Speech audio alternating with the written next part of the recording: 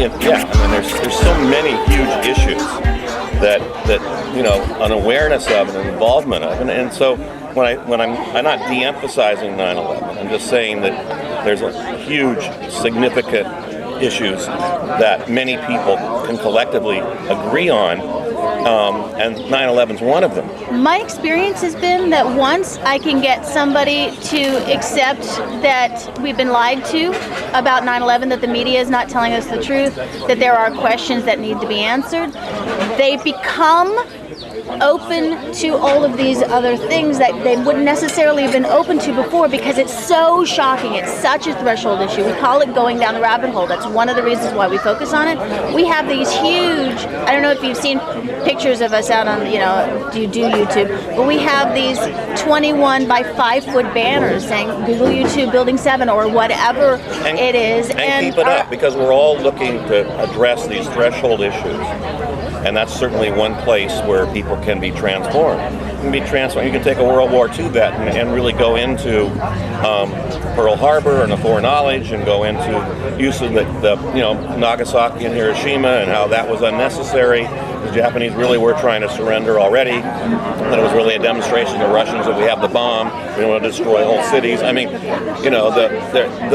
you can address on a variety of issues the cultural and historical significance of and the other story that's there. Whether it's Aristide didn't flee Haiti, we kidnapped him and we shipped him off to Africa, and people know that certainly in Haiti, and they know it partially because of Dennis Bernstein and Flashpoints and Amy Goodman and Democracy Now!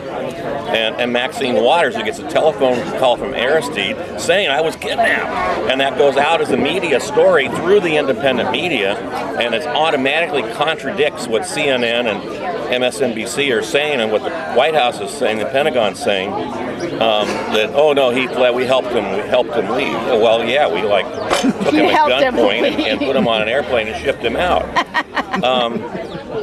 We'd set up the whole thing in the beginning. We armed the former military that was in the Dominican Republic. We oversupplied the Dominican Republic with 20,000 extra small arms that they needed, machine guns and M16s and everything else, and we set up that whole coup. That was the second time we'd done it. When you get a democratic movement of people in a country that are resisting the global dominance group in the U.S. and the neoliberal agenda of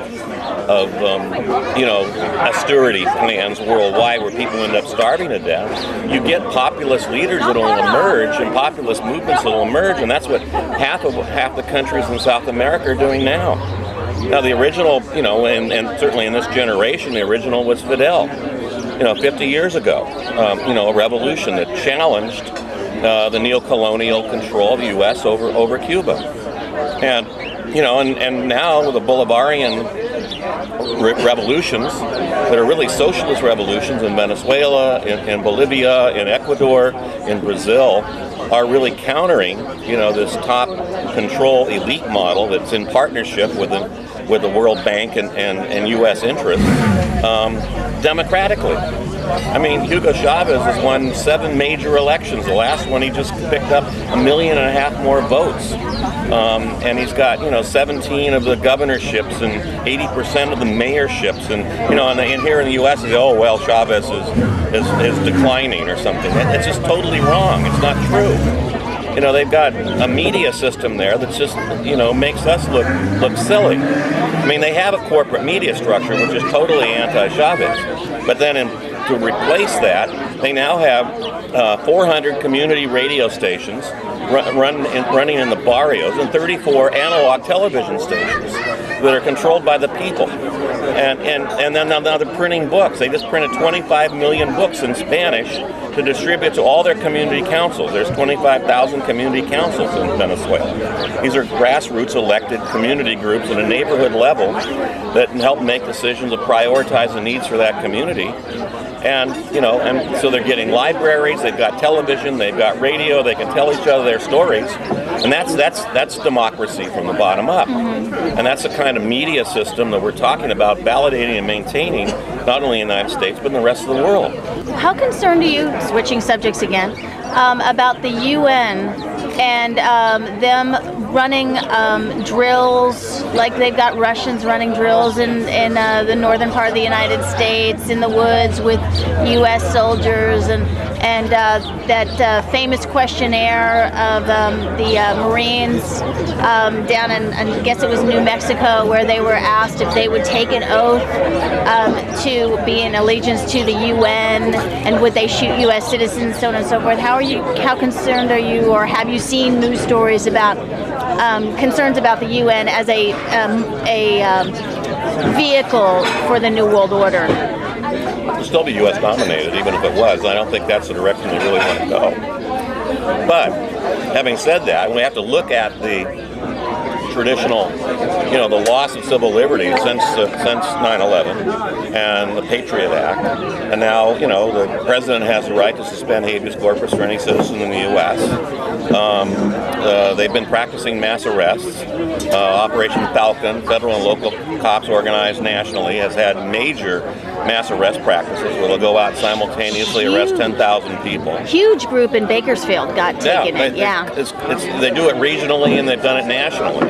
So they can coordinate 900 police agencies from the FBI, Secret Service on down to your local SWAT team and have a list of people and go out and arrest them all. And they have built and have prepared detention centers all over the country. So martial law is it's always been, since the Internal Security Act of 1947, where martial law could be set up and you could detain people and prevent them from doing something they might do. Is that Rex 84?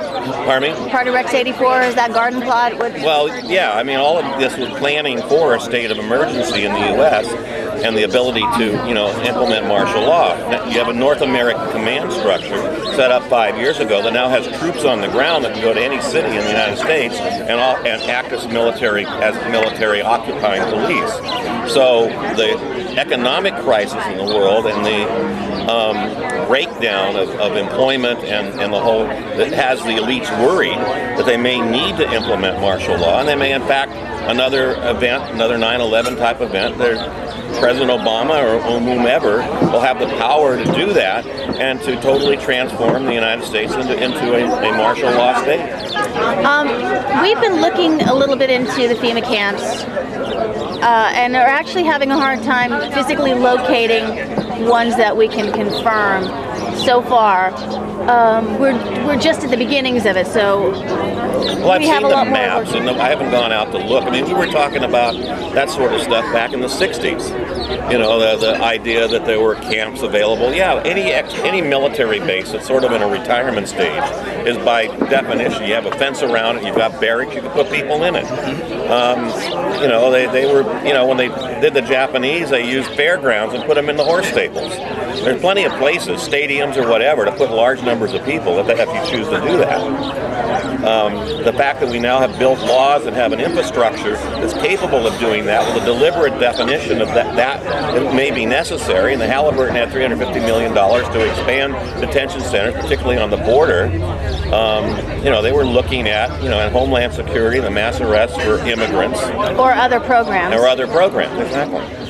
See, it makes either maybe in terms of your question about 9/11 being this issue that is a threshold issue that might help people, deal with some of these other issues. It may be the case that different people have different psychologies or have different views of the world, enter into this realm of information that's not usually presented from different angles. And I almost see that there's even sort of left-right differences, and that a lot of people on the right might enter into it from 9/11 and from sort of domestic tyranny, whereas a lot of people more on the left are very concerned about sort of international relations and justice abroad, and they might enter into sort of deeper politics through the finding out that how many Iraqi people have been killed in this war and it hasn't been reported.